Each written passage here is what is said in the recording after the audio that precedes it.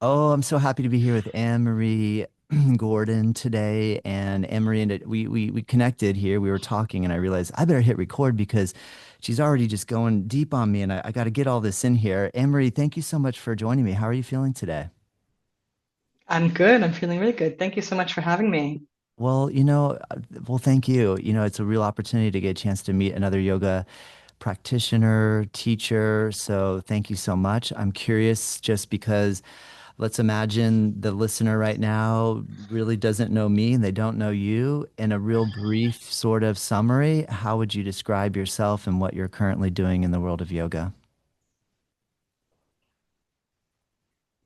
Wow, that's a really good intro question. I have been a spiritual practitioner since I was about 19, so that's more than 20 years. I have been a yoga specific practitioner for about 15 years. Awesome. Side note, let Amazing. me know if the internet cuts off. Yeah, no, you're good. If it does cut off, it happens every now and again. I just Okay. keep talking and you just join back in and we'll keep going. Okay. Sorry about Well, that. no, you're Do you want me to start that one over again? no. I mean you probably were going to keep going, but let me just start here. So you're Mhm. 19 and what is when you say a spiritual practitioner, what is your entry point into spirituality at age 19 or what was the build up to the feeling that 19 was where it all started? Well, I grew up in New York, and New York is a beautiful catalyst place to help people become interested in either the more superficial elements of life or to dig deeper. For me, it was about digging deeper, and I got into Tai Chi at 19. I got introduced to Tai Chi by my boyfriend at the time, and I really fell in love with moving meditation, being able to access just a deeper sense of reality inside of myself, out in nature, anywhere. And that became a very strict practice for me every day. Yeah. That's cool. Well, I love New York City and the architecture and landscape is so interesting. So what was the scene look like? What did the scene look like on your first Tai Chi class? Are we talking in a basement somewhere, out in Central Park? What type of setting was your first experience with it? I'll be really honest with you. I was given a VHS Yeah, of Master Bob Klein. love it. He's, Love it. yeah, That's the best. Master. Isn't that a funny? um, I hear you. That's how I got introduced to Ashtanga Yoga VHS tape. I plugged it in and I yeah. started watching and going, "Oh my Lord, this is amazing." So you start practicing in your apartment, and then what was your? Actually, actually, I started practicing on my own when I was studying in Buffalo. So Okay. it was about my second year of university. I studied at Buffalo. And again, like I said, my boyfriend at the time gave me the VHS, and I was like, wow. And this is Master Bob Klein from Long Island, New York. And I really got into it. I put the incense on and just moved. And yeah, I really fell for it. It was really good. That's And then I actually translated when I moved back to New York. I moved in with my grandmother, who has a little bungalow in Queens at the time. And she had this beautiful oasis of a backyard. It was just covered in greenery and really like quiet. So I would practice out there in the mornings. very Yeah. cool. Love that visual. Awesome. And so now you said you've been practicing yoga for about 15 years and but you're located in Sheffield, England. You have a studio called Soul Fire Studios. And so I'm curious, what is your trajectory for moving to England, opening a studio, and then being that Dharma Mitra is in New York City, what was the order in relation to you being in England and you studying with him? Yeah. So I'm originally from New York. So I was still living in Queens at my grandmother's house after I graduated from college and did some traveling. So really, I got introduced to hot yoga, go figure, on Long Island.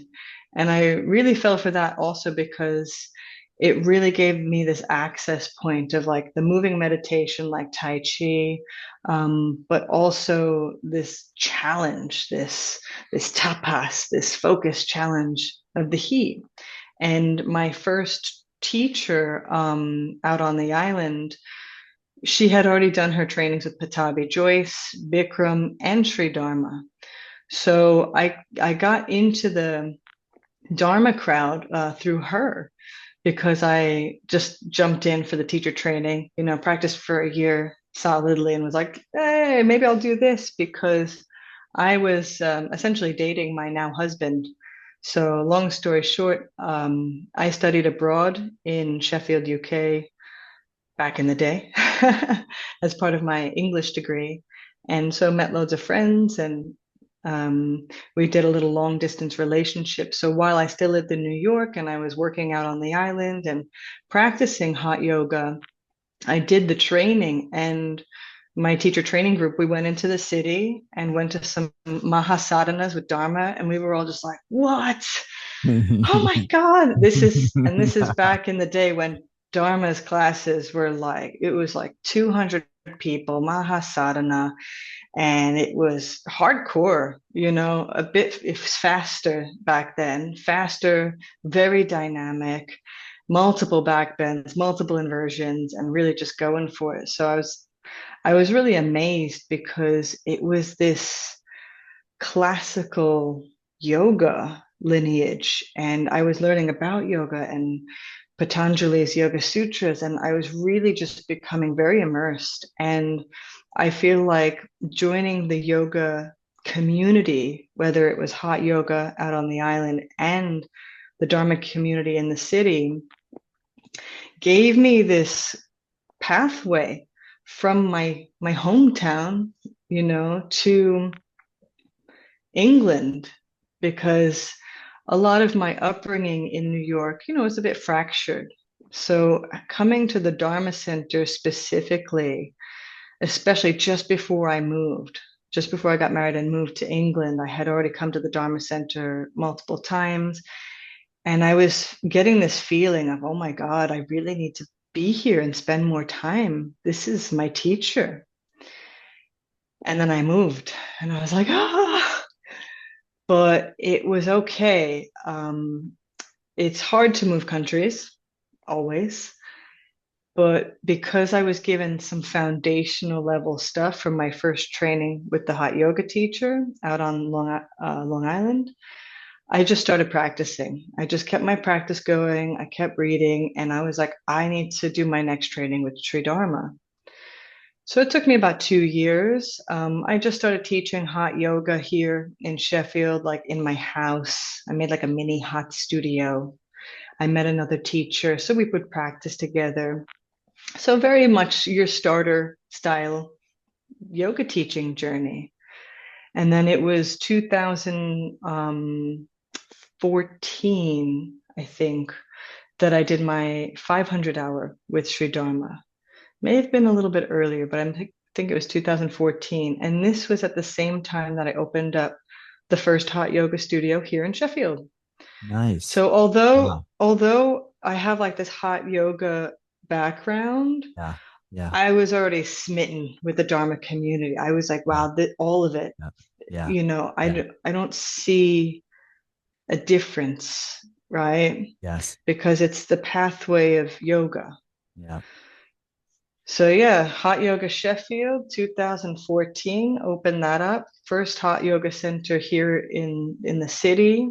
And there Wow. was yoga here, but it was very underground. It wasn't like in Yeah. the US where you could find yoga studios everywhere. Yeah. And yeah, and then I did my 500 hour with Dharma and oh man, I went deep, even Yeah. deeper, you Yes. know? Oh my gosh, I love hearing all this, Sam Marie. That's so cool to hear how one Yeah. thing led to the other. And I also really appreciate your just like you like it so much and can find the beauty in each of it that you don't have to create a like this is better than that and or because sometimes we can get very like my yoga is the right yoga and their yoga I'm going to make fun of their yoga because, and that's a weird thing that happens in everything, not just yoga, right? So I agree with you. I had a similar sort of trajectory in relation to having hot yoga be one of my first hatha yoga experiences and falling for it head over heels and then transitioning around and finding that passion for like it's all amazing if you apply Hmm. yourself, right? So that's so cool. Well, now when I read your website name, you have one studio, correct? Do you have multiple studios? What? So yeah, so that was just the first part of the story. So we wound up creating two studios at one point, and Wow. then I split from my business partner, and then I rebranded the studio that I now have, which is Soulfire Studios, Wow. and it's quite a large operation. So yeah. Oh my gosh, amazing. Well, I have a lot of questions for you because I'm so curious about what it's like to own more than one location. Should we do it as yoga studio owners? My wife and I have had the studio for 20 years, and I feel like if I tried to open another one, it'll split me. It'll pull me out of putting my full energy and attention right here. So I want to ask your advice. What should I do? Stick with one and get really good at it and stay good at it, or split myself into multiple locations? I feel like this is the quintessential capitalist question.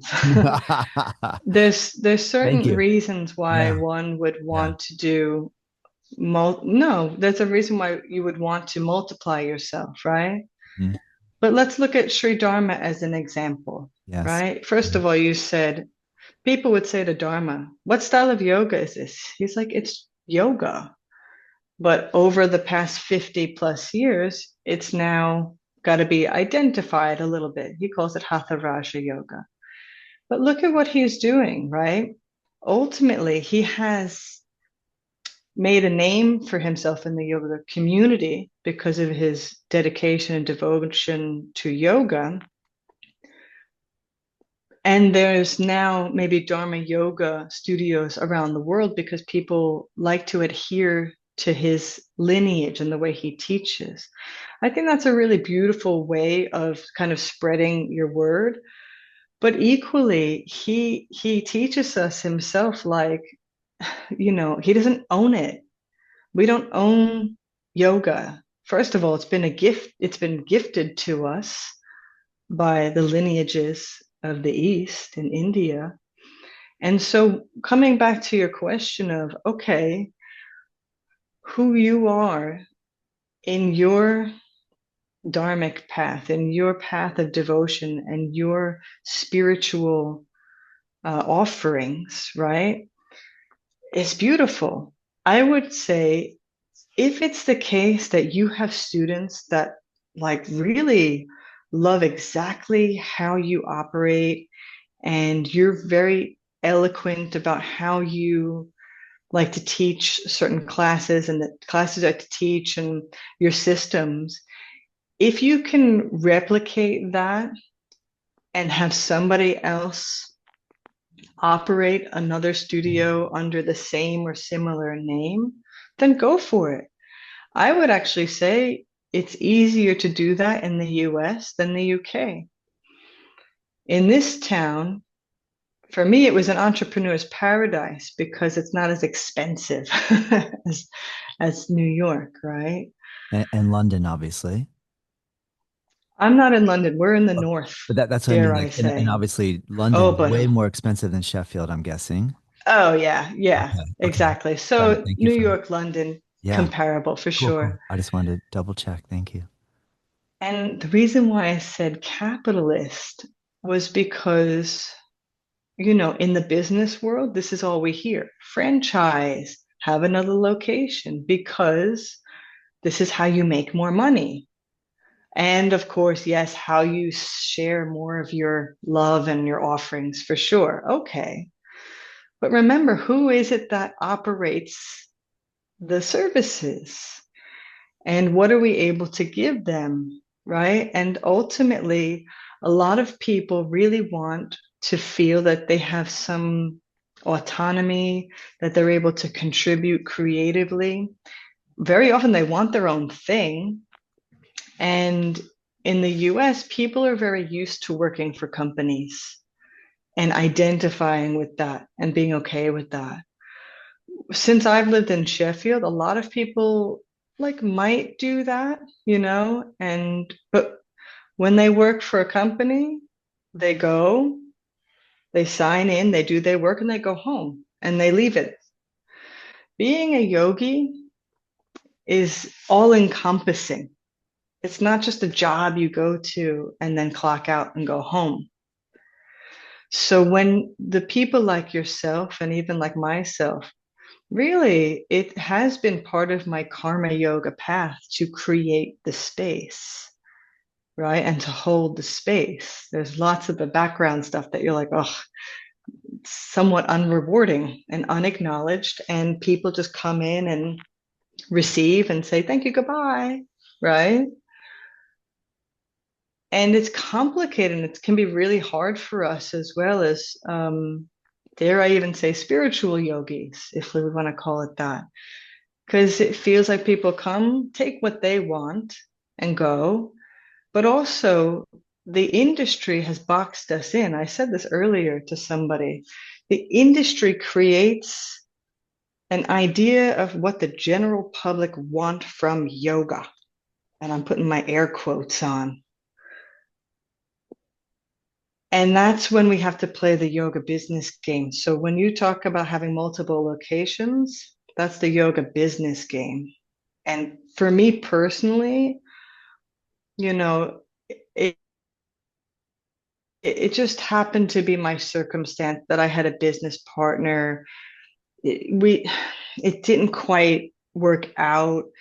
The circumstances, we each had different priorities. I really wanted to to do more, and when I had the energy, if someone's having a baby or raising a young family, that's not as easy for them to participate in that. So it really just depends on who you are, where you are in your life, and what you want. But if you have a community around you that really loves what you do, and there's teachers who just want the autonomy to take your influence into a new location, and you have the ability to fund that through your company, great.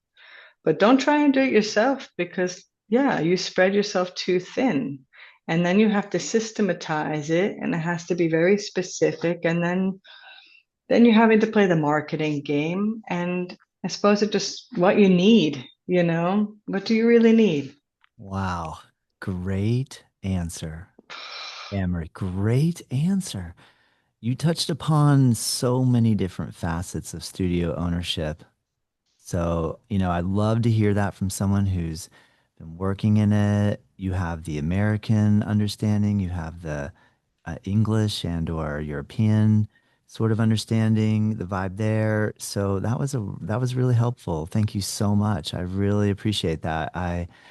It's not a question that is like right on the edge of my mind because I'm just really happy doing what I'm doing right now. And I'm not really looking to like go but I just really needed to hear all that because you've done that and you've tried this and now I'm here and these are a lot of factors to take into account. So wonderful answer. Thank you so much. Can you talk a little bit about okay, hot yoga, you're in a room, it's really hot. What I enjoyed about looking at your website is the first thing that impressed upon me when I looked at your site, and then on that note, let me just the links are in the description. Everybody's gonna be able to click and find you easy. You have a site, soulfirestudios.co.uk, which will show the studio that you currently own. Then you have your own personal site, which is hotyogaalchemy.com. So when I was on the hotyogaalchemy.com site, I saw that you kind of are taking the heat as an element and then like really bringing a little more attention to what sort of intent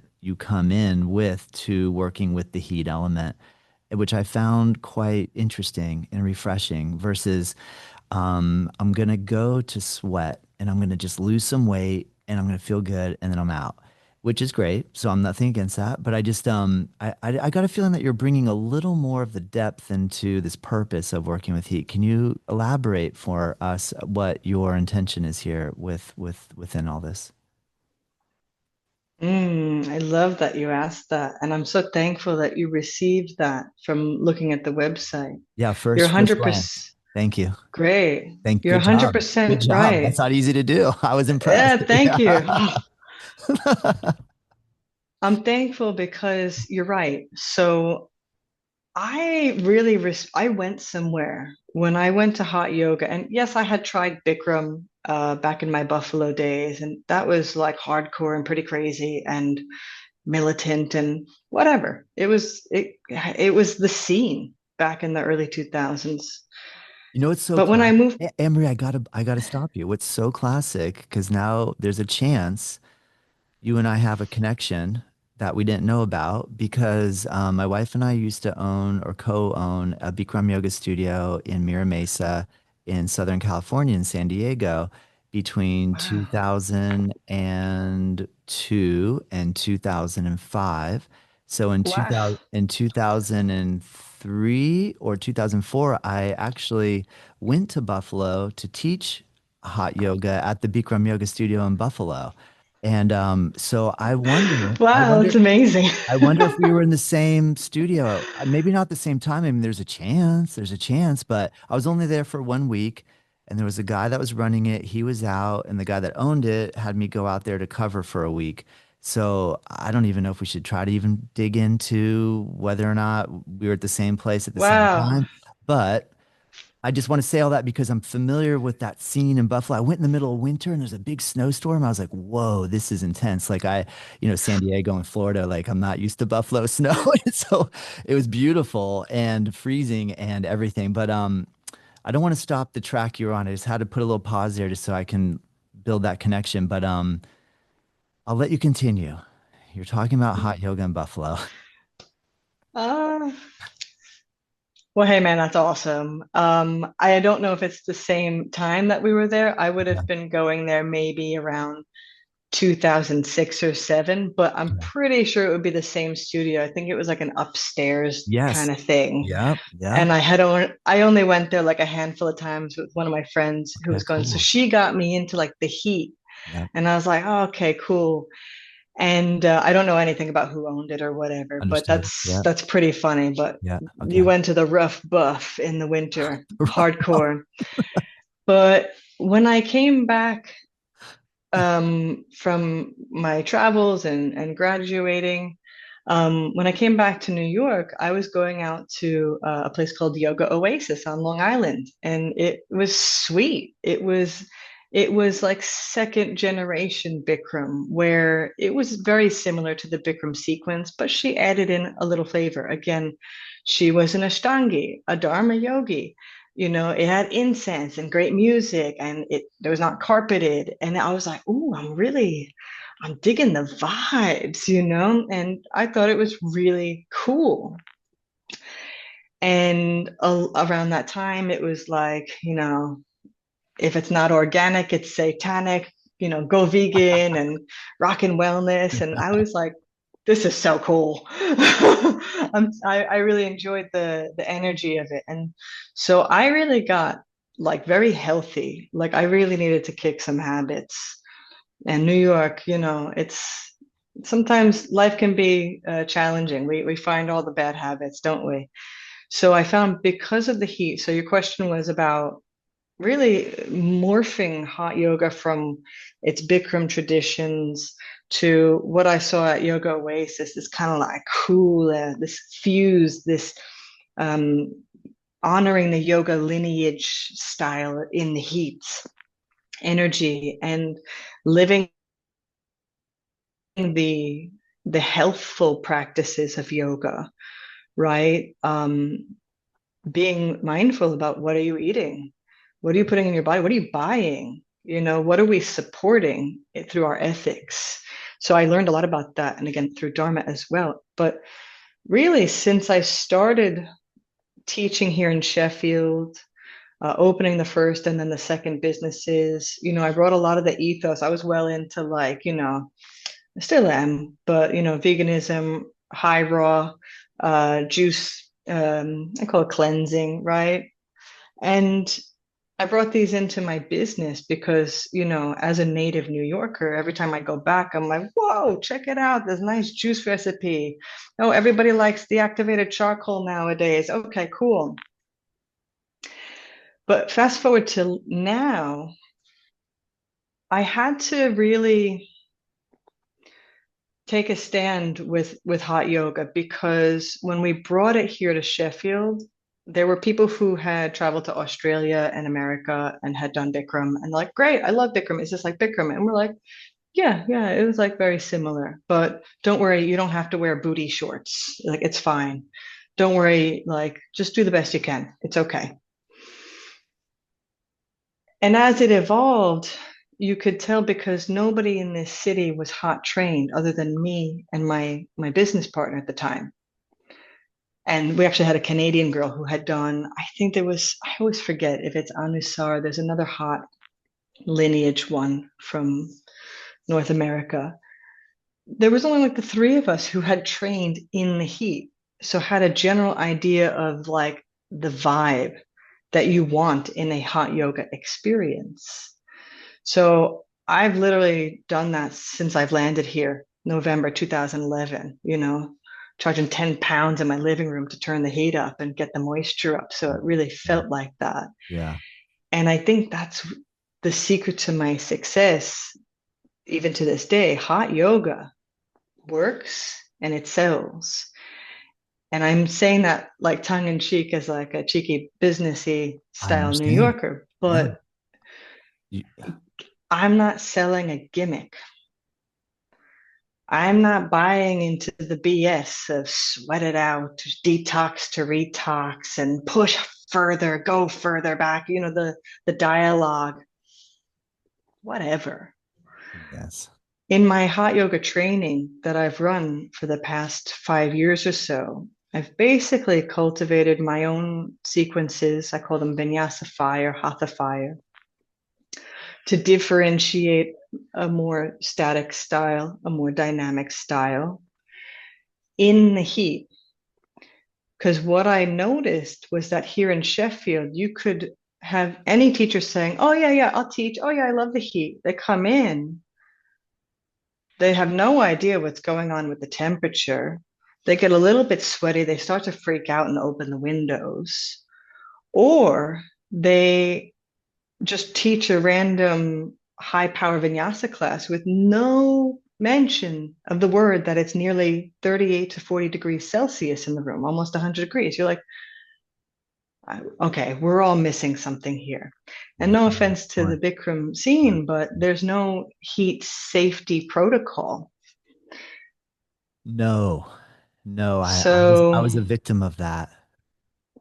I say that tongue in cheek, but when I trained with yeah, Bikram, I went into full dehydration mode and he should have sent me to the hospital and got an IV and I suffered, man. I suffered so hard. So I agree. And the ethos in that environment was, he tried to kill everybody, like literally, like he tried to, he would say it. He'd walk in and be like, I'm gonna kill you, and everyone would be like, oh, that's funny. So I agree with you, and that's so fascinating because then I know people that will try to teach full style Ashtanga primary series in a 100-degree room, and that just feels like that's too much. That's too much because Ashtanga is already the way it is to generate heat. So then to like add heat on top of heat, I find like I usually warm our vinyasa classes to 90. It's not as hot as the 100 for sure, but I do like warmth, but I just don't yeah, want to fight the heat anymore. Like I feel like because a lot of times students will come in and then all we're doing is coaching them just to hang in there and I promise you won't die. I promise you won't. Really just lay down. Don't leave you know what I mean? That old kind of Bikram style, like don't leave the room, don't drink water, don't use a hand towel, keep your toe, I mean, it's so intense. It's like, whoa. So to be able to be in the heat, but have an instructor who is caring and compassionate is a really cool combo. What do you say? absolutely.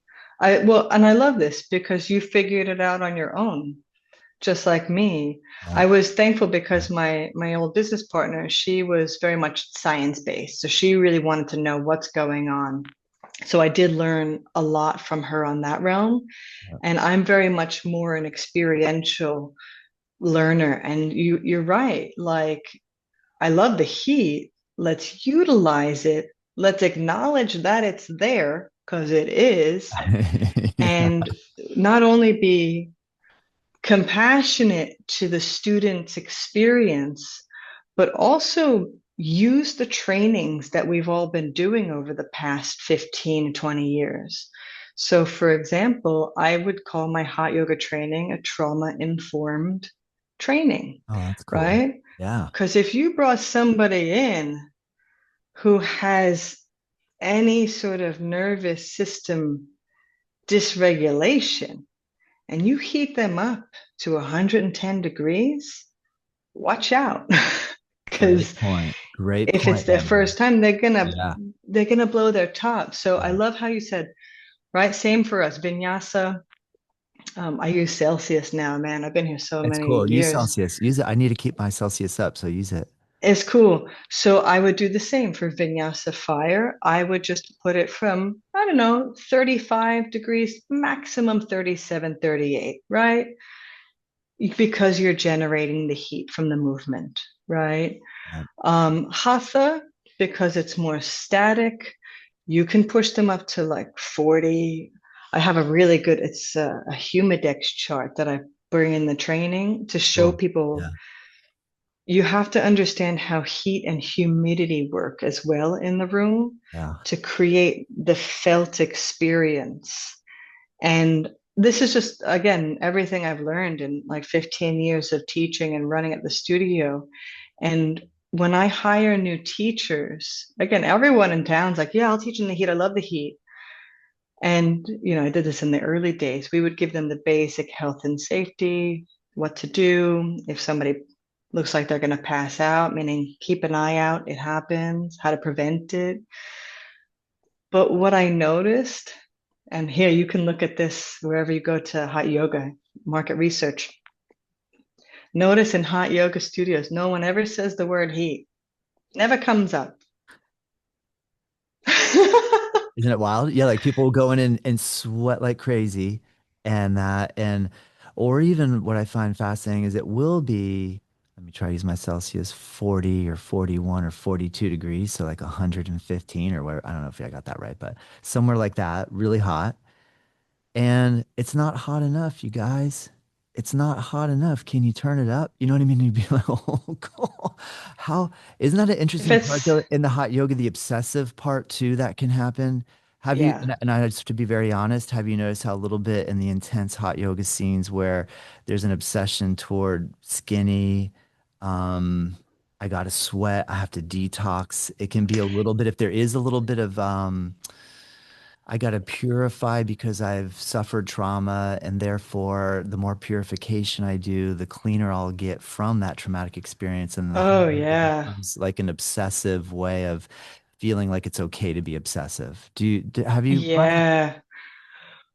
I noticed that again, this is what I know in the US. Like I can look at the US from the outside because I don't live there full time Yeah, I anymore. But appreciate that. Yeah. when I was in my teacher training circa 2011, you had the ladies who didn't eat, they were on the oxy pills, they would go out for liquid lunch, probably alcohol.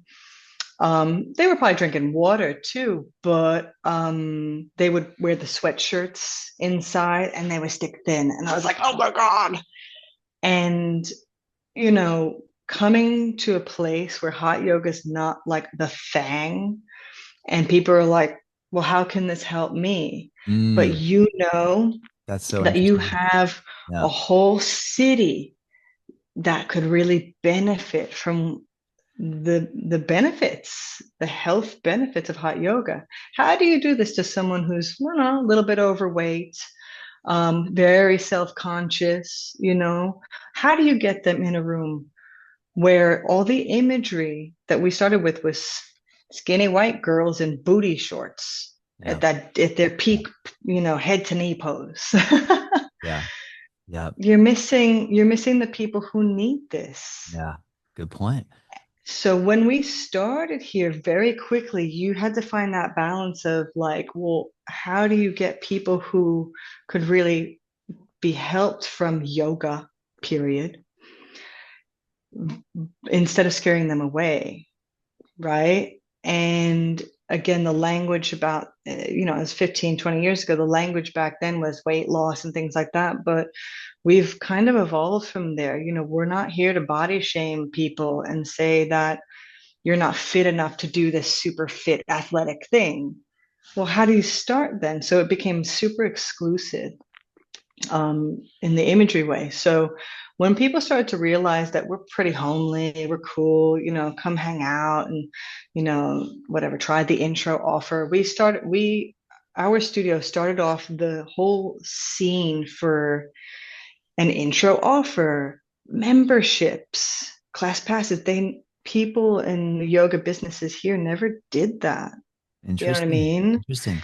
What is like more of a So drop in base? Like if somebody wants it, they'll come, and I don't need to pressure. yeah. And I don't even think packages are necessarily a pressure thing. I mean, can't you see the benefit of the commitment? When someone Mhm. commits and there's an expiration, they go, well, I don't want to lose that, so let me do it, and that can encourage. But I do understand what you're saying. That is a mind shift, isn't it? Yeah, and that's where I found the yoga scene, like people will accept it from the gym here, right? You have the intro Yeah, time period or yeah, but in yeah, the yoga scene it was very much like, oh, the first class is free, right? Or yoga doesn't cost anything, right? And you're like, yeah, nah, mate, get in and you got to yeah. pay. Yeah, But right, this if rent you're is paying high. for Yeah, something, it yeah, means that yeah. you just, it also means you're committed to the practice. Yeah. And this is where we get into the beauty of hot yoga. It really helps people to get serious about a yoga lifestyle, right? That's cool. So So, you're really recognizing the gateway aspect of hot yoga then too. Like if somebody gets excited from hot yoga, that might translate into a lifetime of continued yoga development. yeah, That's cool. I'm sorry, I didn't mean to cut you off. absolutely. I And just I that's had a that's moment to what we interrupt. found. Yeah. That's No, it's awesome, man. I perfect. love It's hearing that. perfect. I Thank love you. it.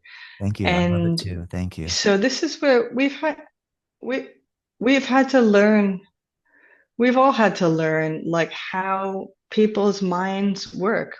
Everybody is bombarded by the commercialness or commerciality of yoga and how it's accessed.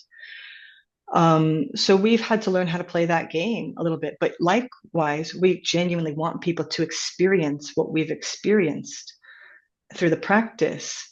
So, yeah, moving forward, again, coming back to hot yoga training, what I now do, I've had to make it a little bit more immersive and bite sized because sometimes I find that people aren't maybe as dedicated to, more in depth training sometimes. But I run a conversion course, which is my 50-hour Hot Yoga Alchemy immersion, where I teach teachers or practitioners the health and safety of hot yoga. Is this okay? Is this good for me? Am I hurting myself? Right? To be sweating every day? The second module is about delivering sequences in the heat and creating that hot yoga experience so that as teachers, one, we are spokespeople for hot yoga, and we are the teachers. Teach them that it is yoga. Because another thing 15 years ago was the traditional yogis being like, that's not yoga because it looked super gimmicky. I get it. I can see where they're coming from. But my experience, after all these years, I still love the heat. And as you saw on my website, we use it now to alchemize. We say, yes, welcome everyone. This is your space. Once you step into the heated room, your practice begins. Start to notice how your body is responding to the warmth you feel. Creating that safety in yourself. You take care. You can still feel your bodily needs to drink water or to go pee. That's okay. You know, they know how to resource themselves. And we don't ever say, you can't leave the room or can't drink the water. You have to give people the permission so that they trust you and they trust the practice. Because then as you move, you say, come on, you can do this. Yes, one more and push and try this or whatever. And they can do the best they can each time, but they'll come back to it over and over. And again, this comes to that trauma informed part because we're teaching people to again reconnect to the truth of feeling their own experience, not telling them what they're feeling and not ignoring it. Because in the earlier days, you had people throw themselves into a hot yoga experience. And again, back to the education, I know coconut water was always part of the Bikram scene, but telling them electrolytes, be sure to drink some electrolytes. You need to do that regularly as part of this lifestyle so that you, as the teacher, you prevent people from making silly mistakes that make them pass out, which doesn't happen all the time anyway. But people are always scared about that. They think they're going to pass out. And then as you create that, oh, I've got the lifestyle, I'm hydrated, I ate at the right time, I ate the right amount, I'm feeling good. So if they come into the hot practice and they're like, oof, I just started to feel a bit funny. Okay, I'm going to sit down. And then I got back up. I felt fine. Okay, wonder what that was, you know? And throughout, especially at the apex, I like to do like deep hip openers at the apex. And I said, go inwards. What's going on in there? Are you fighting it? I love you said that before. We don't fight the heat anymore. This isn't about an endurance test. This isn't about how long can I stay in the cold plunge for. Just no. This is be with it and recognize in the depths of that heat the part of you that is the witness, right? The consciousness. It can feel what you feel. It can witness any thoughts or no thought, right? And I always say, just let go. If there's anything that's remaining, that's if you're holding it, you're fighting the pose, you're fighting the heat, right? And yeah, we let the heat help us move energy. I think it's a wonderful catalyst. And I have a third module to my training that, if anybody's ready for it, I'm more than happy to deliver. I'd love to take it to America.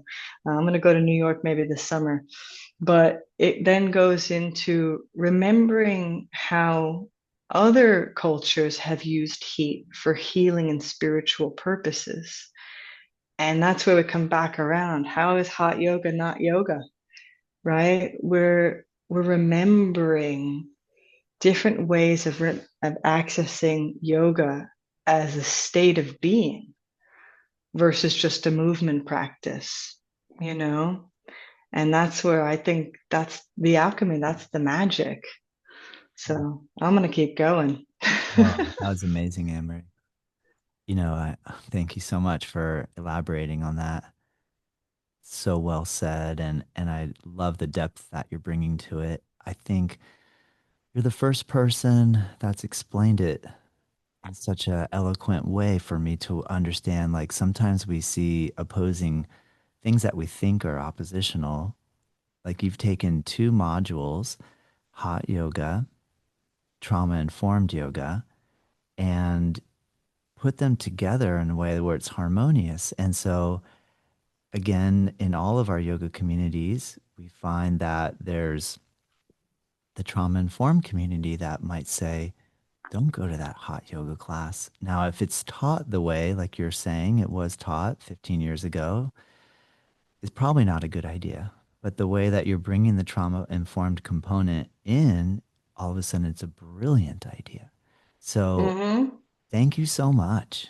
I think what you're doing is really cool. I really appreciate the artistry that you're bringing into it. So, amazing. I think it's great because I mean I'd love to learn more about your studio, because if you teach in the heat, like it's beautiful, right? And Yeah. again, Dharma taught me everything I know about the in-depths of yoga, what it is and what it isn't, philosophically.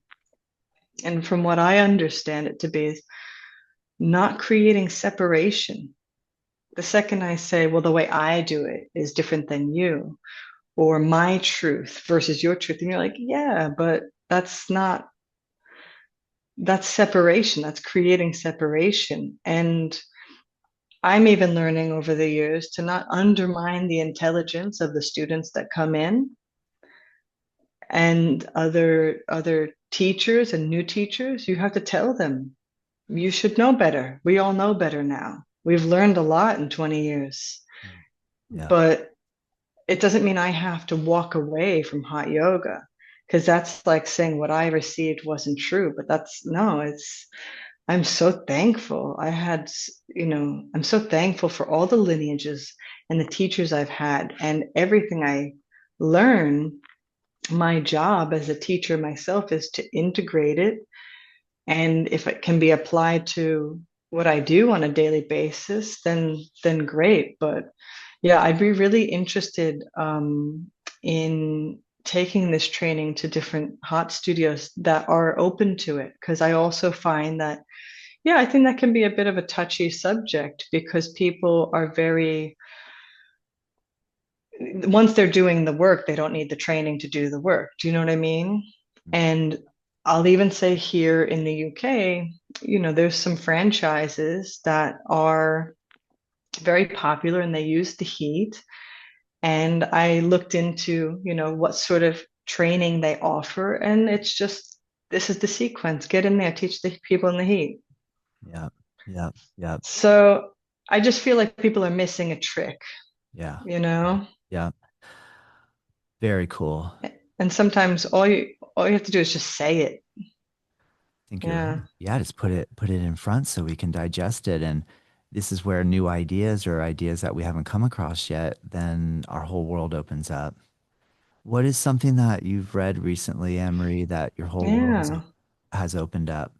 What is a book or literature that you've come across that is opening your world up a little bit or a lot of bit? Or maybe you don't have time to read.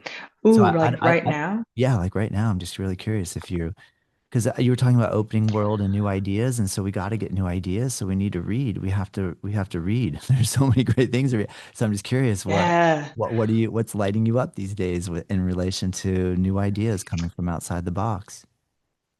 I was gifted a really cool book that at first glance I was like, oh, I follow my integrity. I'm sure this will be whatever, not news. I think it's called The Way of Integrity by Martha Beck, Yeah. or The Pathway to Integrity. And honestly, it's good. All right, cool. Even if it's just a reminder that deep down inside, you need to follow your truth and stay aligned. And that's how we embrace each other as brilliant angles of creativity. Yeah. You know, um, I don't know how to Recognizing put, recognize it in ourselves first, and by doing that, that opens the doorway to see it in everybody else. yeah, it's like, I don't know how to put it into words, but I understand. even though I said my truth and your truth before creates separation, but if I'm making aligned decisions that feel true to my integrity and my values, and I create from that place rather than destroy and cut people down and talk badly of other people, right? If I say, well, I'm really interested in hot yoga, and I love how it helps people really find themselves and eat well and sleep well and become courageous in their lives, right? I'm creating something in this world, and you're like, hey, that's really good. And I have to allow myself to be exposed to people who don't agree with me, and that's okay. And then I can say, okay, I hear you, but no, this is still really part of who I am, and I'm not going to change because of that, right? Yes. So we have to stay aligned with our integrity. And Martha Beck in this book, like she goes wild, man. She used to be a Mormon, and like anyway, you have to read it, you I'm gonna know. read it. Thank you so much. That's why I have to ask you because I Yeah. love to read and I need new. I love getting new books. So thank you. Yeah. I will definitely check it And out. and it's really cool because here, the one challenge she says she did it for a year, but one challenge is try not to lie for like a day or a week or something, right? At all. This is about uh, outside and inside. So, for example, if someone's like, "Hey, do you want to come see this movie?" and I'm like, "No," not been like, "Oh yeah, maybe." No, just be like, I don't know, that's not really my thing, but thanks so much. I really appreciate you asking me. Yeah. But basically, I'm good. I don't want to do that. Yeah. Or when someone says, "Hey, how are you?" And you're like, "I literally was just crying in the car," rather than being like, yeah, I don't know, I'll be right in a minute. Being just like, I literally was just crying in the car. Just, Yes. and in yoga, we hear this all the time. Well, if I was to tell my truth, and yes, it's true, some people don't like your truth for many reasons. Well, it might hurt people. What does Sri Dharma say, right? Which one comes first? Nonviolence and then truthfulness, right? So, he says very nicely, use your intelligence. Like, if you don't want to hurt the person, then, maybe say it in a nicer way. But if you need to tell somebody something truthful and important, you're going to have to just, do the right thing at some point for yourself and for them. And sometimes it's hurtful, but the intention is not to be hurtful, right? Yeah. Yeah. So it's wild. So I'm trying That's to catch myself beautiful. in lies, like even Yeah. little fibs. Yeah. So, I love it. Oh man, I hear that's some deep work. mm, That's deep work right there, Anne Marie. That'll yeah, that'll take you deep for sure. That's a really yeah, good recommendation. That's cool. Oh man, I'm so thankful. Thanks to Andrew. Andrew's been a real gem and he's been introducing me to so many cool people. And I really appreciate you being so kind in your response when we reached out to see if you'd be a guest on the show. Prior to our yeah. conversation, you mentioned you were hoping to start a podcast. I highly recommend it because you're a great speaker and I think that you'll do amazing. So I really hope that you actually take the charge, go Thanks. for it. Yeah. And so I guess with all that being said, and in the attempt to bring things toward a close, I guess, is there any other thing that you'd like to add to the plate before we um, wait till our next time where we can converse? I'm going to read that book and come back to you with some questions and ideas or thoughts or comments. Yeah, And I am but aware until that my internet's being funny, so I'm no, sorry about that. no, there was only like little tiny seconds, but we could hear. It was very easy, so no problem. Anything else you'd like to add? Okay. Yeah. So tell me about yourself and your studio and where are you located? And Well, maybe a little bit about your well, journey, if oh my, that's okay. oh my gosh, yeah. Let me make sure. I'll make a My wife and I have a yoga studio in Juno Beach, Florida, which is about an hour and 15, hour and 30 minutes north of Miami on the East Coast. I was born and raised here, but I've lived and traveled elsewhere. When my wife and I met, we met here in Florida and we started practicing yoga together. And we've been working together, teaching yoga together since 2001. And in the process of realizing doing the hot yoga Bikram thing in California, we wanted to own our own space that was outside of that small window. And we had studied in India with Patavi Joyce. We came back and opened our studio, and we celebrate our 20-year anniversary here in this space in April. Wow. And it's been an amazing journey, and I feel so grateful. I feel like the realization I had this week is that I just want to bring people together to do yoga. And if we keep a common theme where we can all focus on a common goal, it doesn't matter what I believe, you believe, I stand for, you stand for. And when we have a common goal together and the community comes together on a common goal, then that's success. That's a form of union or yoga. And that's just, I'm just putting my attention on that and trying to let all the difficulties that arise with managing space and rents and business and all the stuff that comes with it. And that's great. And I'm gonna keep doing it and I can handle anything and bring it on. Nothing's too big. I can do it. But I just want to focus more on the community and just continue to focus on a common goal. And so that in a nutshell is where I'm at right now. Mm, So thank I you for love it. asking. Thank you. I love Well, it. thank you. I appreciate it. I appreciate it. It's amazing. And I love this opportunity to meet. I feel like, to be able to talk and meet another yoga teacher who's been on the journey yourself. You've been on the journey yourself and you've been trying so many different things and working it out and figuring it out. I learned so much. So thank you for sharing. And the feedback that I receive from listeners and hopefully those of you listening, please reach out to Anne Marie. You're going to see the link down there and click it and send her an email or sign up on our newsletter or something like that, and or find us on social media. And I really appreciate it. I don't want to speak for you, Anne Marie, but I bet you really appreciate it too when people actually give you some feedback and say, "Hey, it was great," or if you don't like us, let us know. We're okay with that. We want to hear it too. I mean, you know what I mean? Like part of the fun, even in responding, is like Yeah. I don't always want good feet. Like I had someone write me and say, "Todd, your nose whistling into the microphone the whole time. It's really annoying."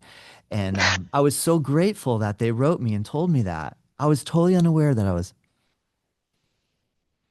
And right now my whistle's not working, but I guess one episode. And so I was like, what is it? And I went back and I listened and I could hear it. I could hear this little high pitched nose whistle. And I was like, all right, cool. I can step over here for a while when I'm breathing. So, I mean, I'm bringing all that up because feedback is so important. And I really, Right? I hope give us feedback. Let us know what you think. We'll take the good, the bad, the ugly, bring it. We'll Yeah. grow from it. Well, Todd, I think this is awesome. I really appreciate the fact that you've reached out and the fact that I'm learning so much about you just from this one interview. And also that you've asked really beautiful questions. And I can feel where you are in your life. And it's one thing that I'm receiving from you is this notion of you have so much. You have so much energy to give. You have the ability to share it, right? And like you said, you might not even realize how much of your attention and energy is holding that community space together. Just you being you, you and your wife being each other in that space, that's precious. And I feel like moving forward, the future for us yoga teachers is this connection, knowing that we can support each other, showing up in real time or on the podcast. And, you know, yoga studios and spaces are always welcome in the world because they come and they go and whatever, but not everybody needs to have one. And even for me, I feel like I'm kind of moving out of that direction, in studio ownership. But as a person, as a practitioner, as someone who wants to teach what I've cultivated, I want to put my energy into just sharing that big nugget of what we talked about today. So the hot yoga alchemy, you've actually just inspired me to, yeah, stay with the flame. It's something, perhaps just a little twist of something new that we can offer to the yoga community. But I think it's wonderful because you're doing a lot with this podcast and reminding people that, yoga is alive and well. It doesn't matter how the fitness industry may shift and change because yoga is not specifically part of the fitness industry. Yoga is yoga. Again, this is a deep, inspiring way of being. And I thought this earlier today on my run in the beautiful nature around me that however your movement practice shows up, yoga will be there as a way of living and being. So I think just keep doing you and let's definitely connect, on the East Coast style. Oh Yeah. man, thank you, Anne-Marie. Perfect. Thank you. Yeah, man. Thank you so much for having me, Todd. It's lovely. Lovely to meet you. Thank you, Sam.